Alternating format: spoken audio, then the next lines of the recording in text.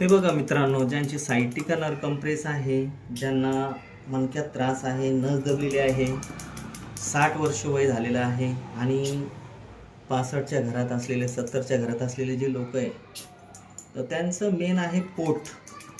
तर पोटाची पचनक्रिया मंदावल्यामुळं कमरेमध्ये, पाठीमध्ये, मानेमध्ये ॲसिडिटी हायपर जर झाली पोटामध्ये, ती तिकडं कळावं लागतील. तर त्या कळा कमी करण्यासाठी तुम्हाला पोटऱ्यावर या प्रकारे कपिंग थेरपी करून तुम्हाला मानपाट कमरेचं दुखणं बरं करायचं आहे. आणि त्याचसोबत थोडं हलका हा मसाज पण करायचा आहे. हे ध्यानात ठेवा. या प्रकारे जर मसाज आणि थोडंफार कपिंग केलं तर तुमच्या कमरेतली नस वगैरे मोकळी होऊ शकते. पूर्ण होईल याची गॅरंटी नाही, पण होतेच एवढं नक्की आहे. ठीक आहे. हे बघा, आता हा पेशंट जो आहे ते यांच्या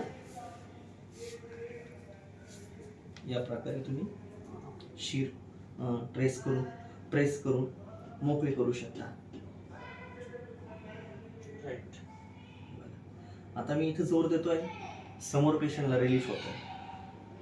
काय होतंय त्यांच्याकडे फोकस करा. काय होतंय? रिलीफ वाटतंय का? हो, आता रिलीफ वाटतंय. फक्त तीच नस खाली मुंड्यापर्यंत राईट इथपर्यंत. इथे आणि 30 नस इथं याच्या गोट्यामध्ये पण आहे.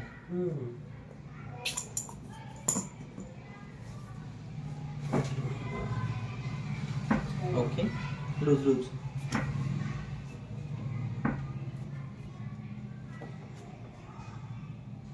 बस. ठीक आहे.